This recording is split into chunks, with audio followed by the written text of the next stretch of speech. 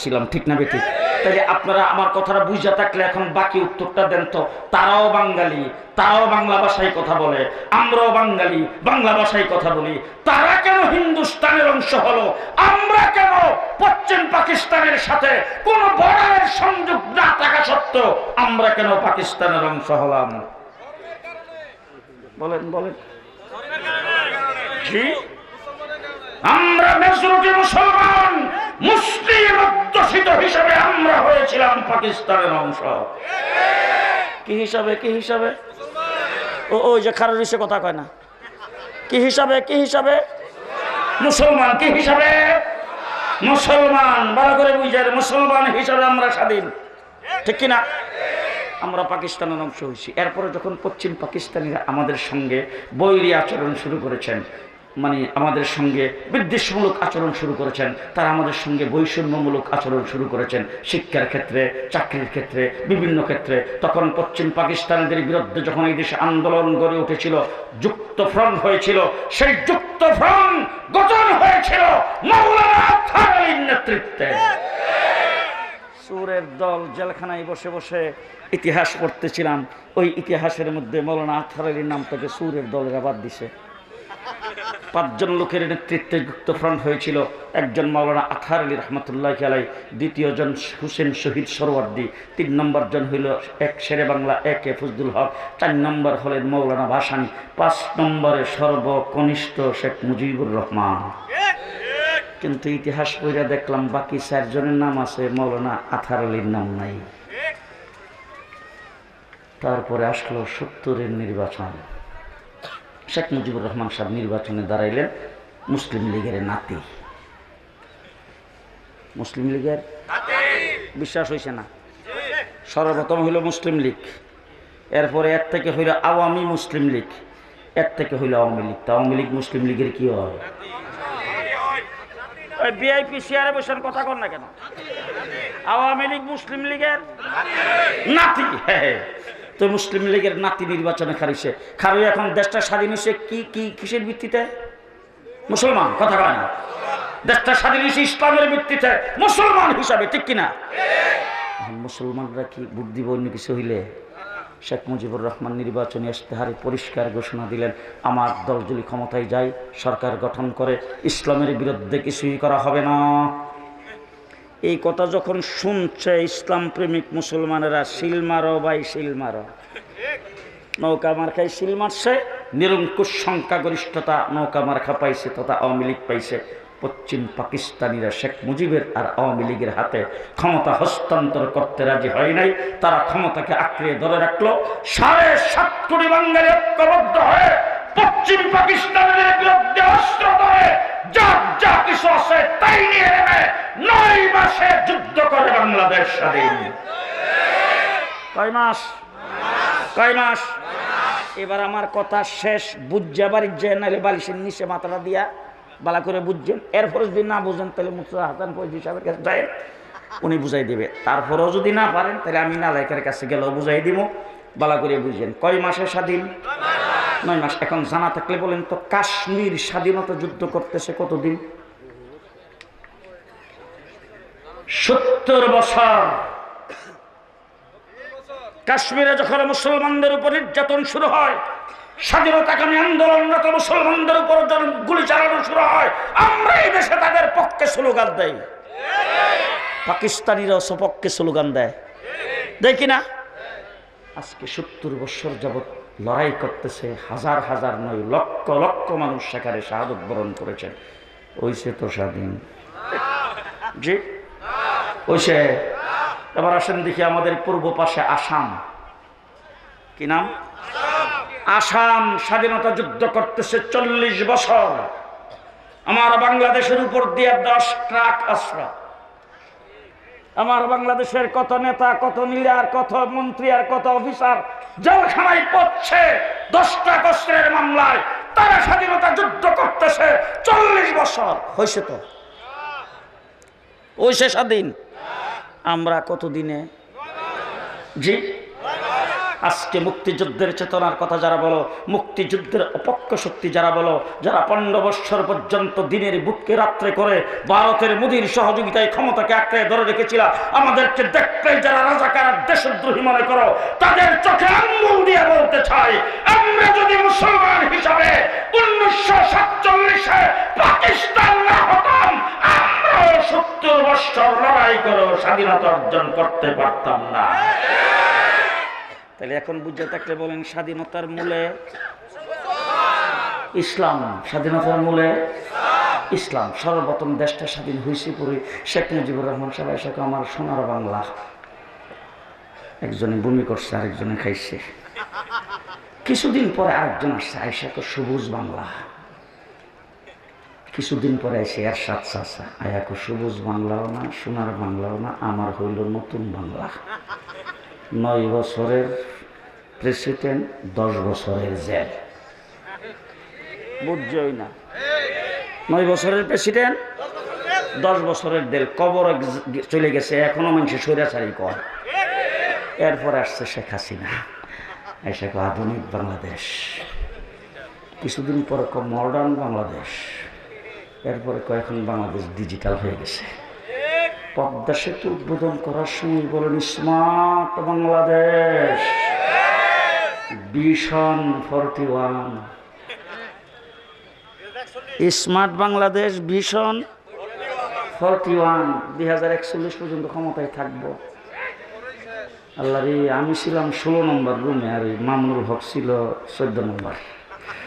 সন্ধ্যার পরে খবরটা পাই, আর সকালে 7:30টার দিকে লকটা খুলছি, পুরো বেরিয়ে মামুনুল হক 41 খবর আছে। এবার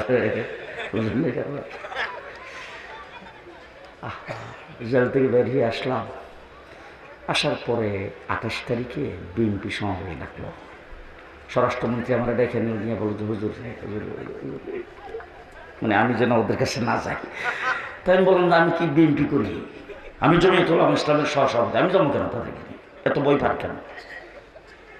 একজন গোয়েন্দা সদস্য পাশের থেকে, হুজুর আপনি কথাটা খুব হৃদয় করে। ঠিক আছে, ভালো। সারা দেশ বিএনপির দিকে তাকে আছে। 28 তারিখে একটা কিছু গোটায় ফেলবে।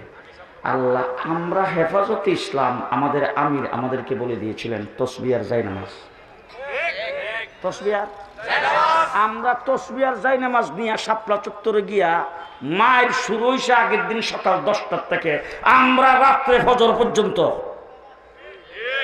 জি ফজর পর্যন্ত তসবিহার জায়নামাজ নিয়ে সেখানে টিকে রয়েছি। বিএনপি আসর আগেই বিদায়।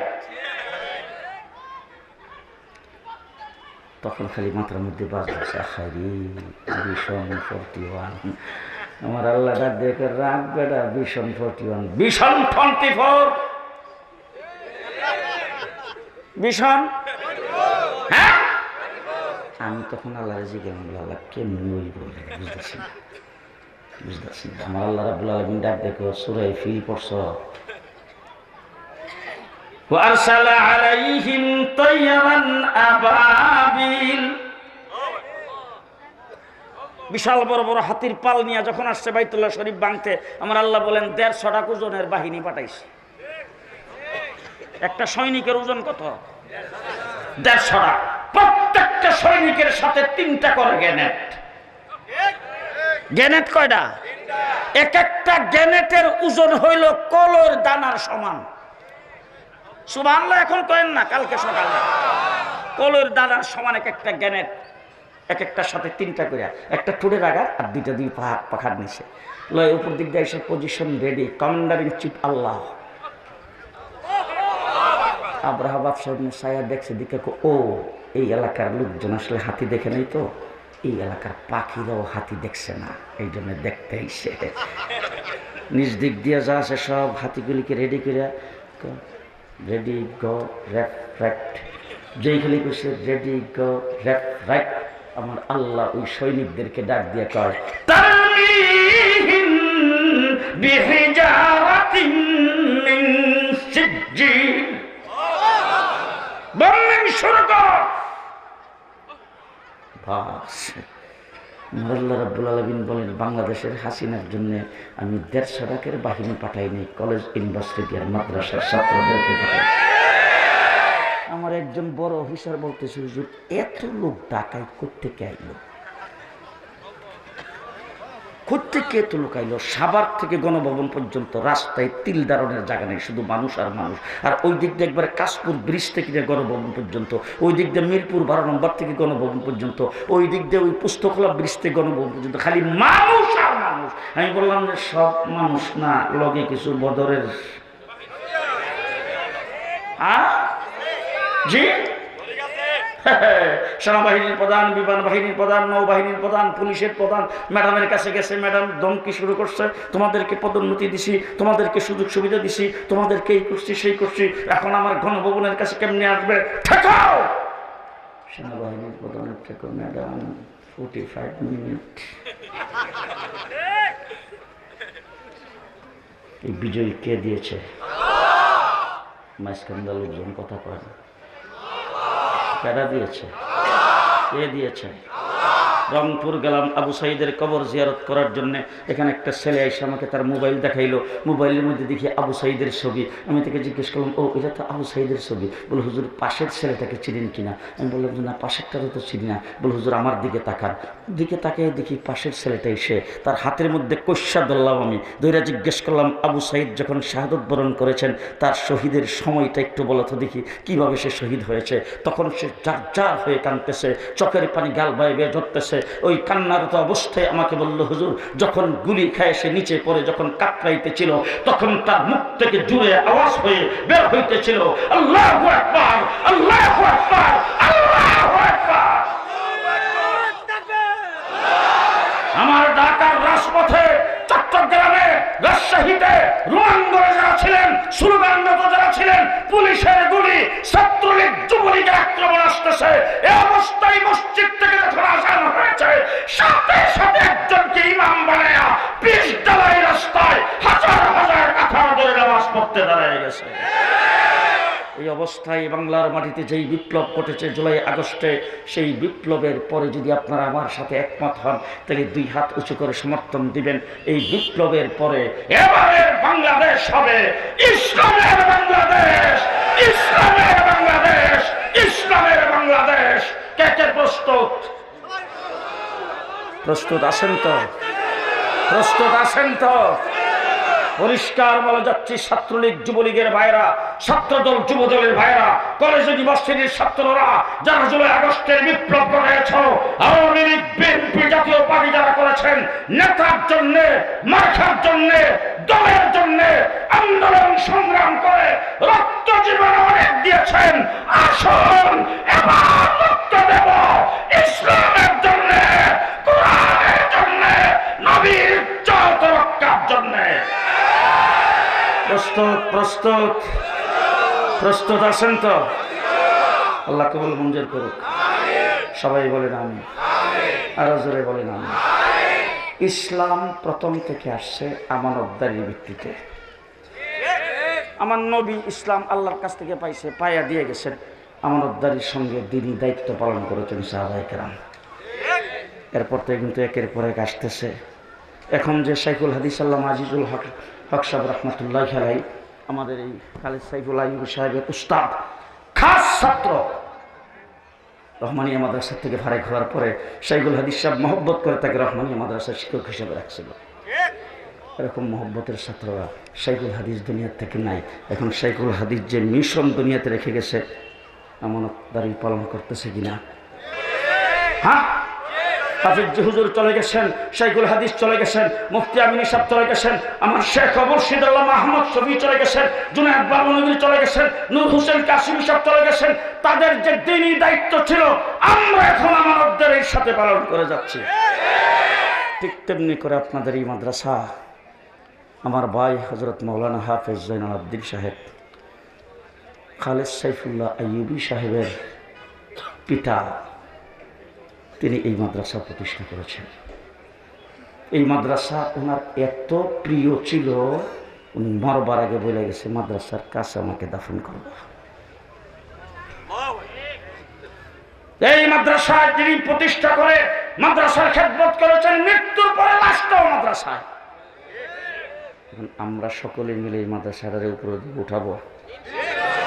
জি, হযরত মাওলানা খালেদ সাইফুল্লাহ আইয়ুবী সাহেব, তারপরে তার ছোট ভাই মাওলানা মাসুদ আইয়ুবী, তারা এই মাদ্রাসার খেদমত করবে। আশেপাশের লোকজন, কমিটির লোকজন, সভাপতি, সেক্রেটারি যারা আছেন ওনারা খেদমত করবে। আমরা সবাই সহযোগিতা করে এই মাদ্রাসাটাকে একটা জামিয়া হিসেবে প্রতিষ্ঠিত করবো ইনশাআল্লাহ। আল্লাহ তাবারক ওয়া তাআলা হযরত মাওলানা হাফেজ জালাল আব্দুল সাহেবের কবরকে নূরে নূরান্বিত করুক। আল্লাহ তাকে জান্নাতের আলা মুকাম দান করুক। এবং এই মাদ্রাসা তিনি প্রতিষ্ঠা করে গেছেন, আল্লাহ পাক এই মাদ্রাসাকে কিয়ামত পর্যন্ত জারি রাখুন। সকলে বলেন আমিন। ওয়া আখিরু দাওয়ানা আলহামদুলিল্লাহি রাব্বিল আলামিন। আসসালামু আলাইকুম ওয়া রাহমাতুল্লাহি।